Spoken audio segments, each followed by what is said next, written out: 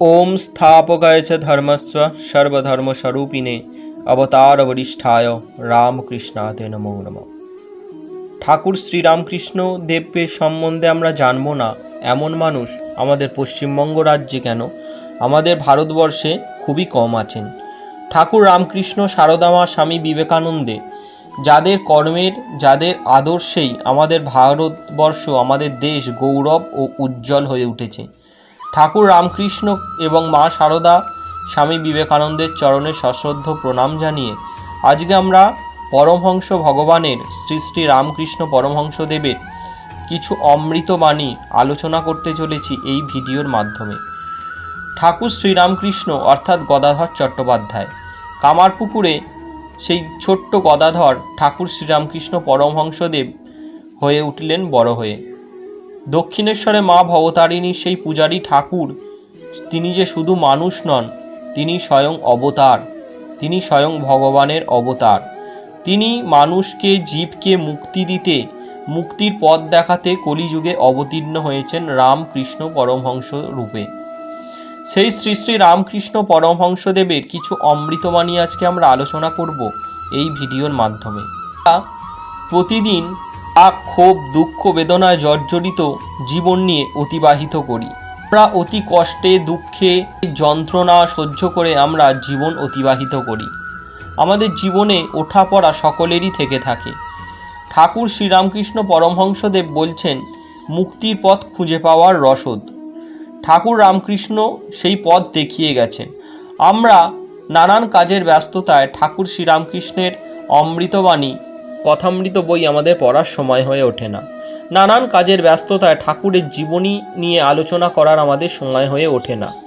তাই আমরা সোশ্যাল মিডিয়ায় বা ইন্টারনেটে এসে যদি কোনো কিছু ভালো জিনিস বা আমাদের জীবন দুঃখ কষ্ট থেকে অতিবাহিত যাতে আমরা খুব তাড়াতাড়ি করতে পারি, ঠাকুরের বিশেষ কৃপা লাভ করতে পারি, ঠাকুরের দেখানো পথে চলতে পারি, এরকম ভিডিও বা এরকম সৎ প্রসঙ্গ যদি আমরা শুনি, তাহলে আমরা জীবন যন্ত্রণা থেকে অনেক মুক্ত থাকতে পারবো।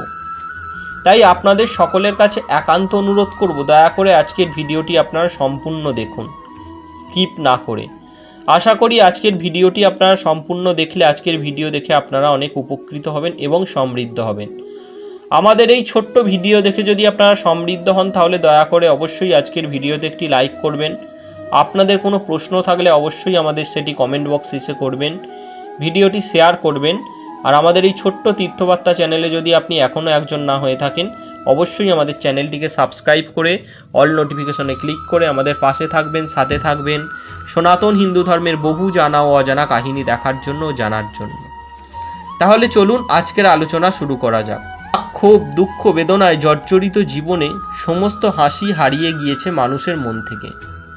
নিজের জীবনে পুনরায় নতুন করে সাজিয়ে তুলতে চাইলে শ্রীরামকৃষ্ণের উপদেশ অবশ্যই মেনে চলতে হবে। 36 খ্রিস্টাব্দের 18ই ফেব্রুয়ারি হুগলির কামারপুকুরে জন্মগ্রহণ করেছিলেন শ্রীরামকৃষ্ণ পরমহংসদেব। জন্মকালে তার নাম ছিল গদাধর চট্টোপাধ্যায়। মা বাবার আদরের গদাই হয়ে উঠলেন ঊনবিংশ শতকের জনপ্রিয় যোগ সাধক। কালীর ভক্তিতে মগ্ন রামকৃষ্ণদেবের উপদেশ আজকের যুগেও প্রাসঙ্গিক। না, সুখ দুঃখ সব মিলেই জীবন। সুখ থাকলে দুঃখ থাকবেই, সমস্যা আসবে, কিন্তু তার সমাধানেরও পথ রয়েছে।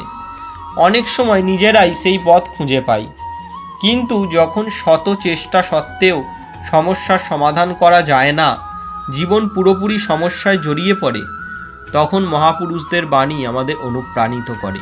অনেক সময় দৈনন্দিন জীবনের দৌড়ঝাঁপে আমরা ক্লান্ত হয়ে পড়ি, জীবনের সৌন্দর্য উপভোগ থেকে বিরত থাকি।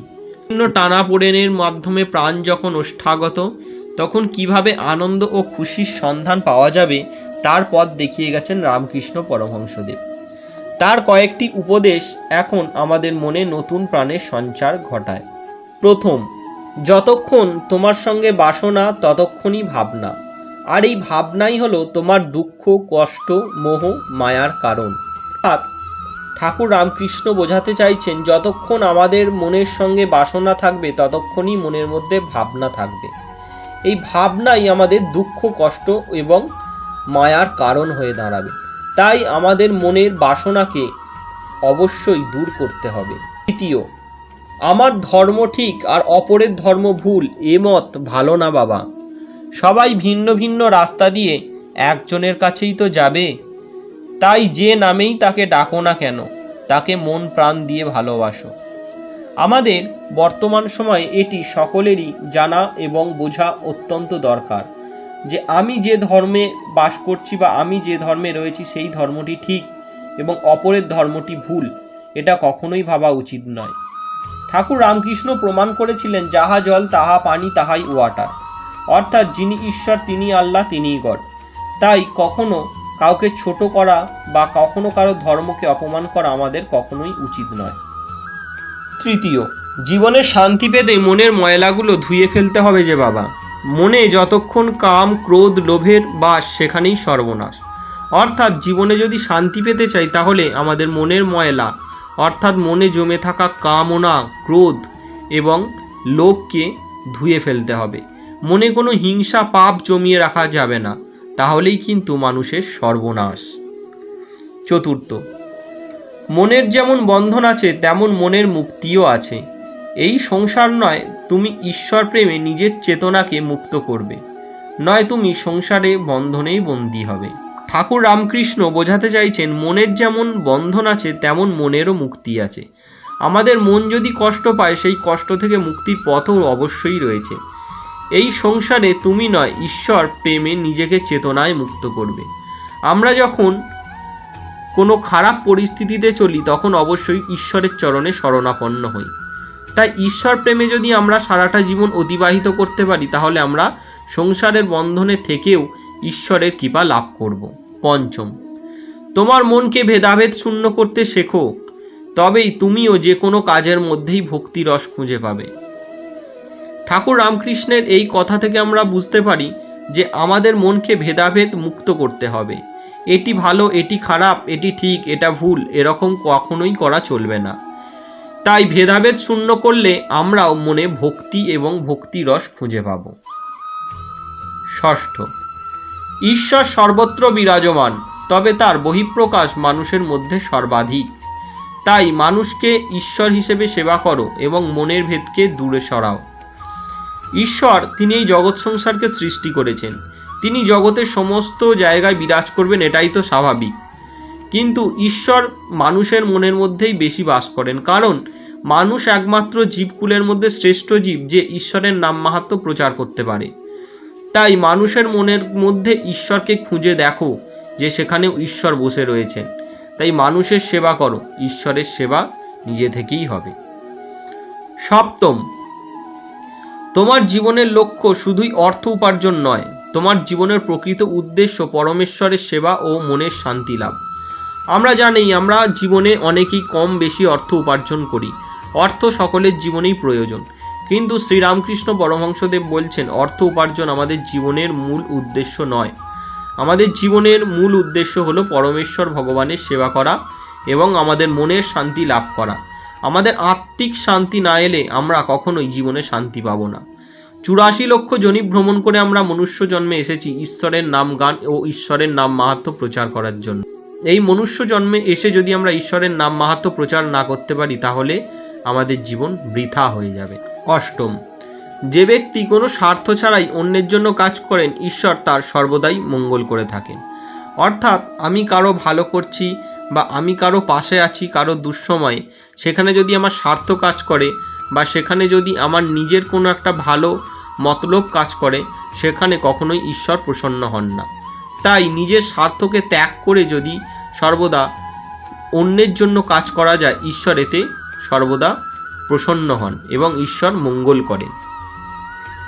নবম, তোমার ধর্ম আমার ধর্ম বলে লড়াই করে কি লাভ, যখন তোমার আমার সবার গন্তব্য সেই একজনেরই কাছে। অর্থাৎ আমরা যদি গঙ্গা নদী দিয়েও যদি বয়ে যাই তাহলে সেই সমুদ্রেই গিয়ে পৌঁছাবো, আমরা যদি ব্রহ্মপুত্র নদ দিয়েও বয়ে যাই সেই সমুদ্রে গিয়েই পৌঁছাবো। তাই ধর্ম ধর্ম বলে লড়াই করে কি লাভ, আমরা তো সেই সকলে একজনের চরণেই যাব। দশম, একটা কথা সর্বদা মাথায় রাখবে, জীবনে গুরু সবাই হতে চায়, তবে শিষ্য হবে কজন। যদি তুমি শিষ্য না হতে পারলে শিখবে কিভাবে জগতের নিয়ম কানুন। অর্থাৎ গুরু আমাকে সকলে সেবা করুক, আমার অনেক দাস দাসী থাকুক, এরকম বিলাসবহুল জীবন, এরকম সুখে থাকতে সকলেই চায়। কিন্তু শিষ্য হতে কজন চায় যে গুরুর সেবা করবে বা আমি গুরু ভক্তি করব, আমি গুরুর চরণ সেবা করব, এরকম শিষ্য হতে কজন চায়? এরকম শিষ্য খুবই কমই হয়। স্বামী বিবেকানন্দ, যিনি শিষ্য প্রধান বা শিষ্যর মধ্যে সর্বশ্রেষ্ঠ শিষ্য হলেন স্বামীজি, যিনি ঠাকুর রামকৃষ্ণ মা শারদার সন্তান রূপে বিবেচিত হয়ে গেলেন। একাদশ, যত্র জীব তত্র শিব, অর্থাৎ প্রতিটি জীবের মধ্যেই ভগবানের বাস, তাই জীব সেবাই হলো শিবের সেবা। অর্থাৎ জীবের মধ্যেই ঈশ্বর লুকিয়ে থাকেন, জীবের সেবা করলেই ভগবানের সেবা করা। দ্বাদশ, যদি ঈশ্বরকে পেতে চাও তবে ঈশ্বরকে প্রেম ও ভক্তির বাঁধনে বাঁধতে শেখো, তবেই তাকে পাবে। আমরা সকলেই জানি কাউকে যদি লাভ করতে হয় বা কাউকে যদি পেতে হয় তাহলে অবশ্যই তাকে ভালোবাসতে হয়। কোনো কিছু জিনিসকে ভালো না বাসলে সেই জিনিস পাওয়া যায় না। ঠিক ঈশ্বরের ক্ষেত্রেও তাই, ঈশ্বরকে ভক্তির বাঁধনে বাঁধতে শিখতে হবে, তবেই ঈশ্বর লাভ ঘটবে। ত্রয়োদশ, তোমার মধ্যে যদি ঈশ্বরের প্রতি বিশ্বাস ও নিঃস্বার্থ প্রেম থাকে তবে জানবে তুমি সার্থক জীবনের অধিকারী। ঠাকুর রামকৃষ্ণ বলছেন, সকলের মধ্যে তো আর নিঃস্বার্থ প্রেম ও বিশ্বাস থাকে না। যদি আমাদের কারোর মধ্যে ঈশ্বরের প্রতি বিশ্বাস ও নিঃস্বার্থ প্রেম থাকে, সার্থক জীবনের অধিকারী হলেন তিনি। চতুর্দশ, লজ্জা ঘৃণা ভয় তিন থাকতে নয়। লজ্জা ঘৃণা ও ভয় এই তিনটি কখনোই জীবনে আনা যাবে না, তাহলে আমরা জীবনে কখনোই শান্তি পাব না। পঞ্চদশ, তোমার মনের মধ্যে কখনো লোভ ক্ষোভ হিংসা পুষে রেখো না, কারণ মন হলো মন্দির, সেখানে শুধুই থাকবে ঈশ্বরের নাম ভক্তি ও প্রেম। আমরা সকলেই জানি ঈশ্বরকে আমরা মনে মনে স্মরণ করি। ঈশ্বর আমাদের সকলেরই মনের মধ্যে বাস করেন, তাই এই মনের মধ্যে যদি আমরা নোংরা আবর্জনা ড্রেন করে রাখি, ঈশ্বর কখনোই বাস করতে পারবেন না। সেখানে ঈশ্বরের বদলে শয়তান এসে বসবাস করবেন। তাই আমাদের মনের মধ্যে কখনোই হিংসা লোভ ক্ষোভ ও রাগ পুষে রাখা উচিত নয়, এতে আমরা জীবনে কখনোই শান্তি পাব না। জয়তু শ্রী রামকৃষ্ণ।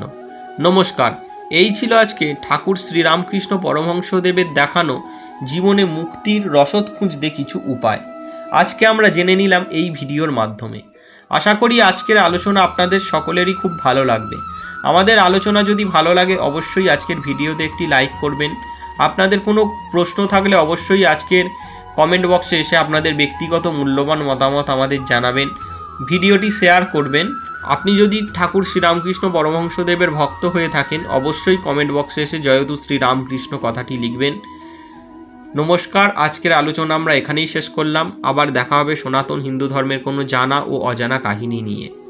ঈশ্বরের চরণে প্রার্থনা করি আপনারা ততক্ষণ সকলে খুব ভালো থাকুন, সুস্থ থাকুন, আনন্দে থাকুন ও হাসি খুশি থাকুন। দেখতে থাকুন আমাদের এই ছোট্ট চ্যানেলটি তীর্থবার্তা।